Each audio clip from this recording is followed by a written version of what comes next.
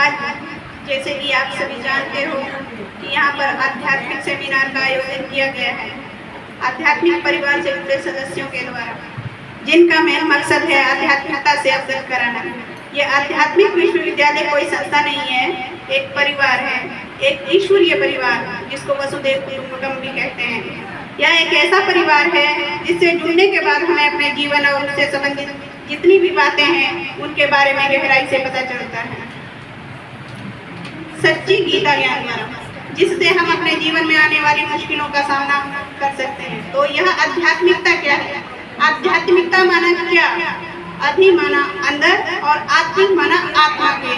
तो हमारी आत्मा के अंदर क्या क्या रिकॉर्ड भरा हुआ है, इसको जानना, और इसको भी हम तब जान सकते हैं जब हमें यह पता हो कि हम कौन हैं। तो न जानने के कारण आज मनुष्य इतना दुखी है। तो इस दुख से हम कैसे बाहर निकल सकते हैं, यह बताने के लिए आज हमारे बीच प्रेजेंट हैं पीबी के अमोल भाई जी, जो दिल्ली सुप्रीम कोर्ट व हाई कोर्ट के अधिवक्ता हैं। आप 18 वर्षों से आध्यात्मिक विश्वविद्यालय के सक्रिय सदस्य हैं और अभी तक भारत में विभिन्न शहरों में सैकड़ों आध्यात्मिक सेमिनार कंडक्ट कर चुके हैं। तो आज अमोल भाई जी हमें हमारे सनातन धर्म के कुछ रहस्यों से अवगत कराने वाले हैं, जिन रहस्यों से हम सभी अनभिज्ञ हैं। तो मैं अमोल भाई जी को स्टेज पर बुलाना चाहूंगी कि भाई जी आप स्टेज पर आएं और अपने शुभ विचारों को सबके समक्ष रखें। रिस्पेक्टेड अमोल भाई जी।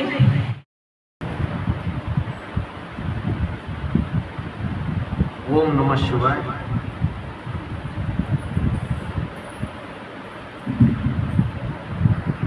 आज हमारा सेमिनार का टॉपिक है सृष्टि का आदि पुरुष कौन। तो आज मोहाली के सेक्टर 57 में आपके सदाशिव मंदिर में आध्यात्मिक विश्वविद्यालय को आपके मंदिर के मुख्य मैनेजर ट्रस्टी इन्होंने आमंत्रित किया और सेमिनार करने के लिए कहा, जिसके लिए मैं उनका आभार मानता हूँ और आप सभी का आभारी हूँ। आप सभी आए। तो सृष्टि का आदि पुरुष कौन, आज इस विषय को हम कवर करेंगे।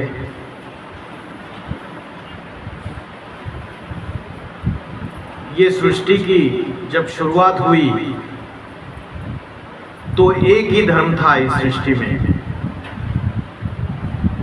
अनेक धर्म नहीं थे, अनेक भाषाएं नहीं थी, अनेक जातियां नहीं थी। इस सृष्टि में शुरू में एक ही धर्म था, सबसे पुराना। कौन सा धर्म था, कौन बताएगा? हाँ बताइए। सनातन धर्म। सनातन का अर्थ है सबसे पुराना, सबसे प्राचीन।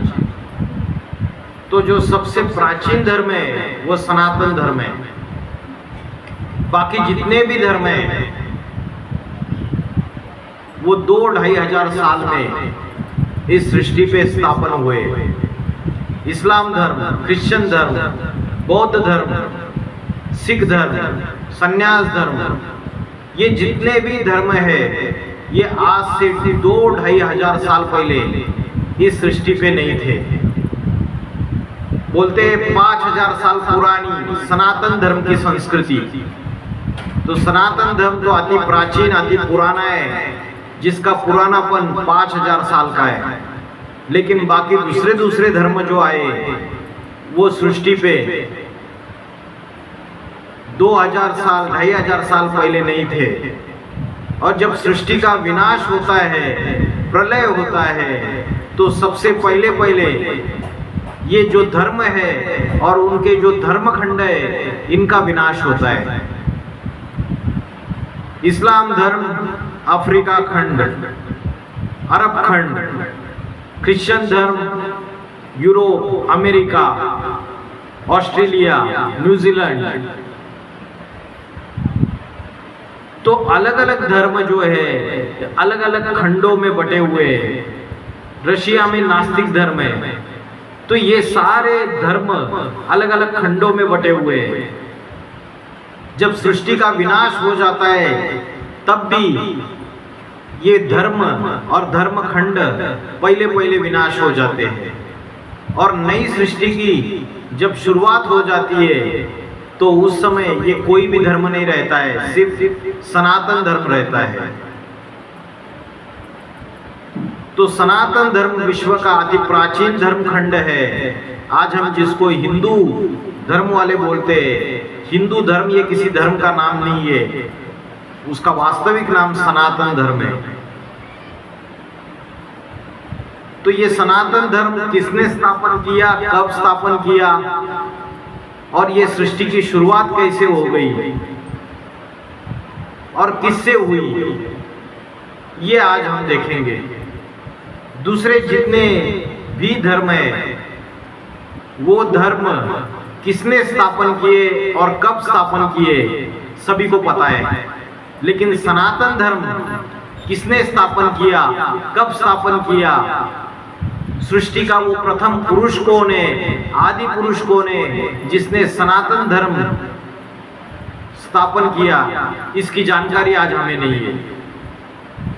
अगर मैंने आपको पूछा कि सिख धर्म किसने स्थापन किया और कब स्थापन किया, तो आप जवाब है आपके पास, बताइए सिख धर्म किसने स्थापन किया? हाँ जी, गुरु नानक देव जी ने। सही जवाब किसने दिया? अच्छा अच्छा, बहुत अच्छा। इतने दूर क्यों बैठे बैठे आप तो पास आने चाहिए। जो बोलने वाला वक्ता होता है ना, स्पीकर, जितने सुनने वाले उसके नजदीक है और जितना अच्छा प्रश्नों का जवाब देते उतना अच्छा नशा चढ़ता है उसको। जैसे कोई डांस करता है, डांसिंग गर्ल होती है, अगर श्रोतागण अच्छा रहता है तो बहुत अच्छा डांस करती है। तो इन्होंने बोला सिख धर्म गुरु नानक देव जी ने स्थापन किया। कब स्थापन किया पता है आपको? कितने साल हो गए? 100, 200, 300, 400, 500, कितने साल हुए? हाँ, 500 साल हो गए सिख धर्म स्थापन होके। 556 क्रिश्चियन धर्म स्थापन होके 2000 साल हो गए। जीसस क्राइस्ट ने स्थापन किया, यीशु क्रिस्ट। मुस्लिम धर्म आज से 1400 साल पहले मोहम्मद पैगंबर जी ने स्थापन किया। बौद्ध धर्म किसने स्थापन किया? गौतम बुद्ध जी ने, आज से 2250 साल पहले। तो ये जितने भी धर्म स्थापन हुए ये किसने स्थापन किए और कब स्थापन हुए इसकी जानकारी हमें है, लेकिन सनातन धर्म किसने स्थापन किया, कब स्थापन किया, क्या कोई जानता है? बताइए, है कोई इधर कि सनातन धर्म किसने स्थापन किया और कब स्थापन किया? हाँ जी बताइए। नहीं पता? बताइए, आपको तो सारे जवाब आते हैं, बताइए, ट्राई कीजिए। किसने स्थापन किया सनातन धर्म, कब स्थापन किया? तो सनातन धर्म जो है किसने स्थापन किया, ये आज 95% भारतवासियों को पता नहीं है। 95% या 99%।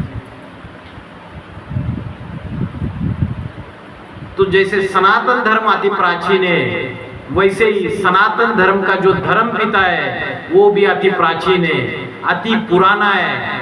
इसके लिए श्रीमद् भगवद गीता में बोला है, तोमादि देव पुरुषा पुराना स्तमस्य विश्वस्य परम निधानम। तू आदिदेव है, सबसे पुराना पुरुष है इस सृष्टि में। तुम आदिदेव पुरुषा पुराना स्तमस्य विश्वस्य परम निधानम। इस सृष्टि का सबसे बड़ा आश्रय करता है। जैसे हम घर में रहते हैं तो घर में हमारा आश्रयकर्ता कौन होता है? जो पति होता है या पिता होता है वो हमारा आश्रयकर्ता होता है। तो इस सारी सृष्टि का पिता कौन है? जिसको जगत पिता बोला है, जिसको विश्वनाथ बोला है, जिसको आदिदेव बोला है, कौन है बताइए? हैं? किसके मंदिर में बैठे हो? हैं? किसके मंदिर में बैठे हो? शिव शंकर भोलेनाथ। शिव शंकर भोलेनाथ ये सृष्टि के प्रथम पुरुष है। त्वम आदिदेव पुरुषा पुराना, जगत पिता जगत माता, जगतम पितरम वंदे पार्वती परमेश्वर। जगत के माता पिता है ये दोनों। मुस्लिम धर्म वाले जो मौलवी है, बड़े बड़े फिलोसोफर्स है दूसरे, वो भी मानते हैं कि सृष्टि के जगत पिता और जगत माता है ये दोनों, शिव शंकर भोलेनाथ। तो सृष्टि के आदि पुरुष जो है वो कौन है, ये आज हम देखेंगे और उसके प्रूफ प्रमाण देखेंगे। उन्होंने ये सृष्टि शुरुआत कैसे की, कब की और सृष्टि का अंत कब होता है और फिर नई दुनिया शुरू कैसे होती है। ये सृष्टि 4 युगों में विभाजित है। कौन से 4 युग है, किसी को पता है? पता है किसी को कौन से 4 युग है? हाँ बताइए। सतयुग, त्रेता युग, द्वापर युग और कलयुग। कलयुग के बाद स्टॉप हो गया है ना, तो कलयुग के बाद फिर से क्या आएगा? पुराना मकान टूटेगा तो नया मकान बनेगा या नहीं बनेगा? अभी ये मकान पुराना हुआ है या नहीं हुआ है बताइए? तो क्या हुआ था हालत? ट्रेनें की ट्रेनें काट दी गई थी, खून की नदियां बही थी। तो हिंदू मुस्लिम दुश्मनी अभी बढ़ती चली जा रही है और भी। तो मैंने बोला ये जो एटम बम है ये तैयार हो चुके हैं। धरती के ऊपर पापों का बोझा बढ़ता चला जा रहा है। आज छोटी छोटी बच्चियों के ऊपर बलात्कार होते हैं, ऐसे देह का व्यापार किया जाता है। वो सिर्फ गायों को काटा नहीं जाता है, ये गाय जो है, ये गाय वो तो जानवर गाय है, लेकिन भारत की जो कन्या माता है वो ह्यूमन गाय है। जैसे गाय जानवर गरीब जानवर रहता है, वैसे कन्या माता एक गरीब स्वभाव की होती है। जैसे गाय एक कुंडे से बांधी जाती है, उसी कुंडे से जीवन भर बंधी रहती है, वैसे भारत की कन्या माता है। जब तक पिता के घर में रहती है, पिता के कंट्रोल में चलती रहती है, कुंडे से बंधी हुई रहती है, और जब पति के घर में जाती है तो उससे कुंडे से एक कुंडे से बंधी हुई रहती है, उसके कंट्रोल में चलती है। तो जब ये ह्यूमन गाय, ये गैये है, भारत की कन्या माता है, जिस गौओं को पालने के लिए परमात्मा आते हैं, गौपाल। तो ये जो ह्यूमन गाय है, इनके ऊपर का अत्याचार बढ़ता चला जा रहा है। धरती माता के ऊपर पापों का बोझा बढ़ता चला जा रहा है। जब ऐसी परिस्थिति आती है दुनिया में, पाप भ्रष्टाचार अत्याचार बढ़ते चले जाते हैं, तो ये धरती माता विकराल रूप धारण करेगी या नहीं करेगी? तो भूकंप आएंगे, बड़े बड़े ज्वालामुखी फटेंगे। ये एटम बम की जो ताकत है, आज रिमोट कंट्रोल का एक बटन दबा दिया तो सारी दुनिया, सारा विश्व खलास हो सकता है। एक सेकंड में सारी दुनिया तबाह हो सकती है। हिंदू मुस्लिम गृह युद्ध के आसार खड़े हुए हैं।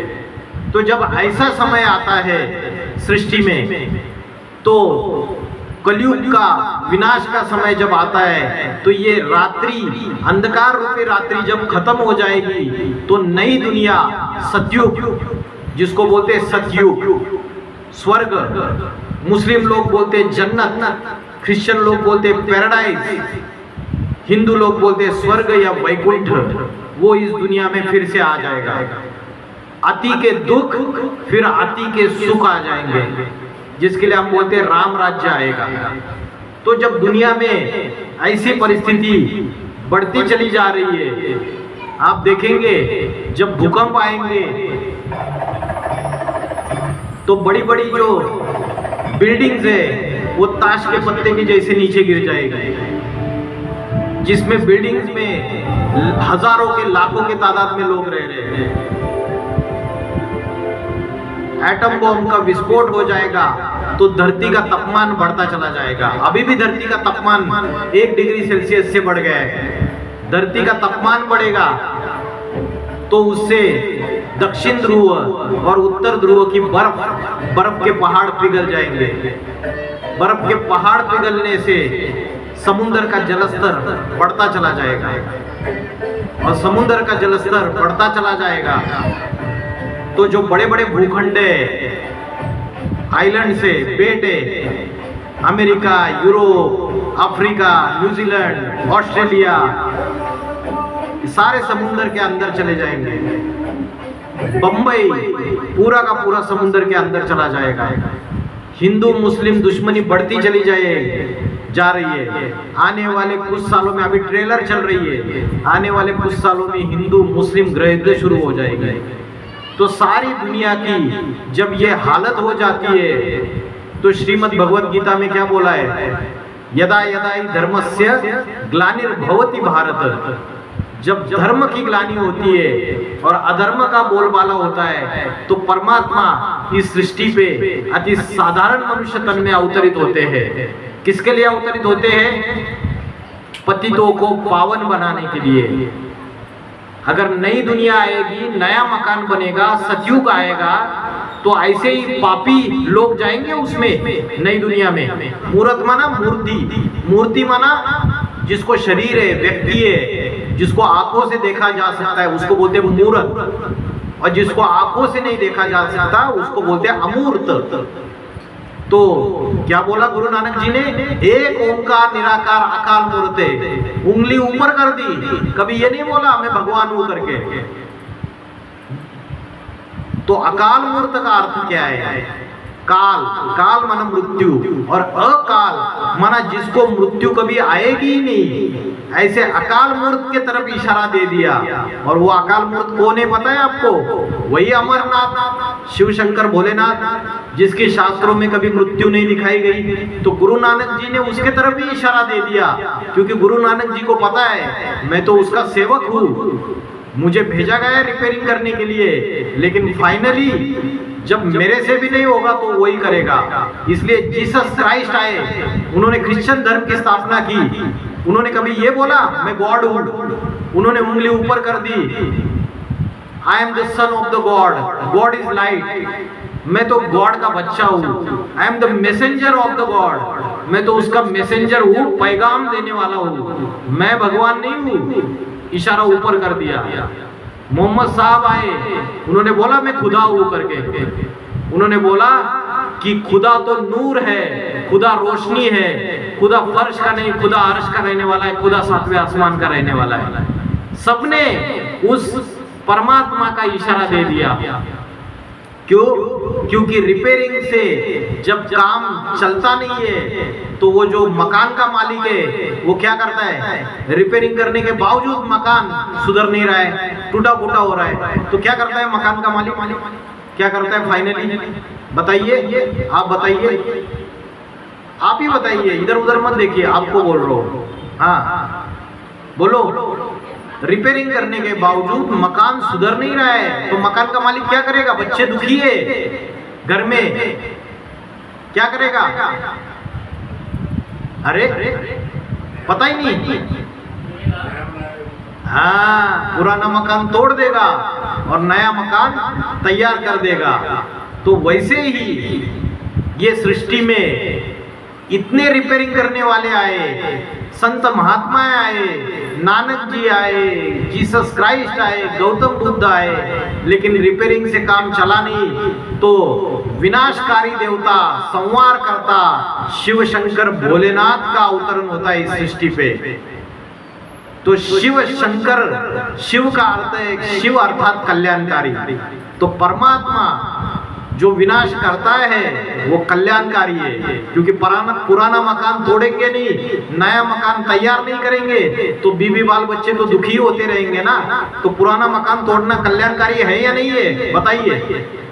सुधर तो नहीं रहा है, दुनिया तो सुधर नहीं रहे। ये राजनेता है, पॉलिटिशियन बड़े बड़े भाषण करते हैं, अभी आएंगे और जोर शोर से आएंगे। अभी 2024 में इलेक्शन आ रहे हैं, बाद में कभी दिखते ही नहीं है। दुनिया दुखी बनती जा रही है, कोई लेना देना नहीं। सड़कें बनाएंगे, उसमें पैसा खाएंगे, हर चीज में अपनी तिजोरी भरेंगे।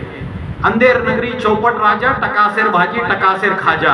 टमाटर का भाव 250 रुपए चला जाता है। आम आदमी, गरीब आदमी गरीब होता चला जा रहा है, धनवान आदमी धनवान बनता चला जा रहा है। टाटा बिरला अंबानी, उनके पास हजारों करोड़ रुपए, और हमने कभी 1 लाख रुपए मिडिल क्लास फैमिली ने ठीक से देखे नहीं है। 1 लाख 100 लाख से 1 करोड़ बनता है, 100 करोड़ से 1 अरब बनता है। ये अरबपति, मल्टी बिलियनियर, ये सारी दुनिया की धन संपत्ति किसके हाथ में जा रही है? इन धृतराष्ट्रों के हाथ में जा रही है।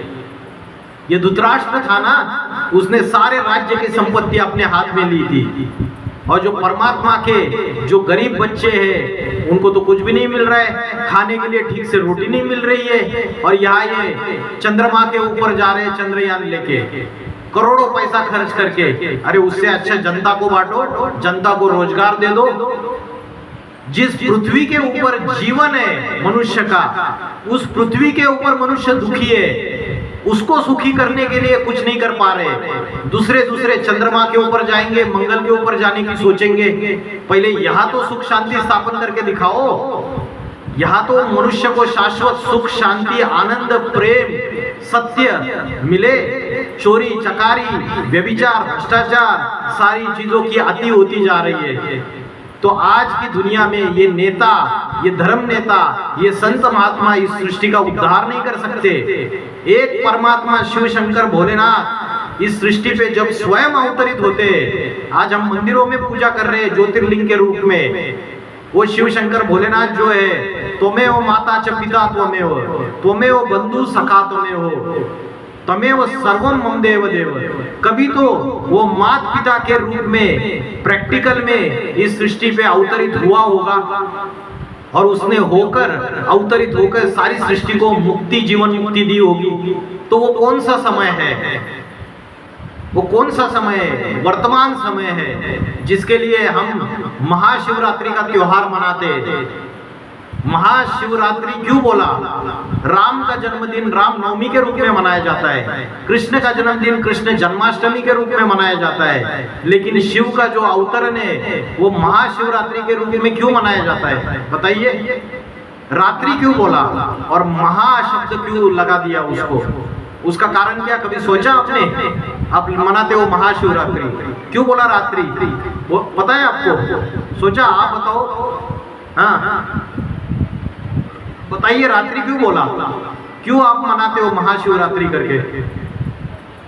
क्योंकि ये कलयुग की जब घोर अज्ञान अंधकार की पापों की रात्रि फैलती है, तब शिव इस सृष्टि पे अवतरित होते हैं असत्य का विनाश और एक सत्य स्थापन करने के लिए। इसलिए बोला है सत्यम शिवम सुंदरम।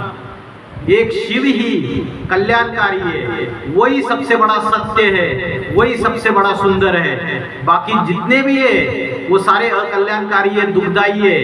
रावण है, रावण का अर्थ है रावयते इति लोकाः, जो लोगों को रुलाता है वो रावण है, जो लोगों को दुख देता है वो रावण है। तो महाशिवरात्रि के समय जब शिव का अवतरण होता है, पापी कलयुगी अज्ञान अंधकार की रात्रि जब फैली होती है, तब शिव का अवतरण होता है। इसलिए उसकी यादगार में हम महाशिवरात्रि मनाते हैं। आप लोग गांधी जयंती मनाते हो क्या? गांधी जयंती मनाते हो? 2 अक्टूबर को गांधी जयंती मनाते हैं। क्यों मनाते हैं? महात्मा गांधी जी होकर गए तभी तो गांधी जयंती मना रहे हो। महात्मा गांधी जी होकर ही नहीं गए होते तो गांधी जयंती मनाते आप? नहीं मनाते। आपने महात्मा गांधी जी का पुतला खड़ा कर दिया, तो महात्मा गांधी कभी तो होकर गए तभी तो पुतला खड़ा कर दिया। तो शिव के सारे भारत भर इतने मंदिर बने हुए हैं, शंकर की नग्न मूर्तियां, जहां जहां खुदाइयां करो वहां शंकर की नग्न मूर्तियां शिवलिंग पाए जाते हैं। सिर्फ भारत में ही नहीं, सारे विश्व में शिव के मंदिर, शिव के लिंग रूप मूर्तियां और नग्न मूर्तियां शंकर की पाई जाती है।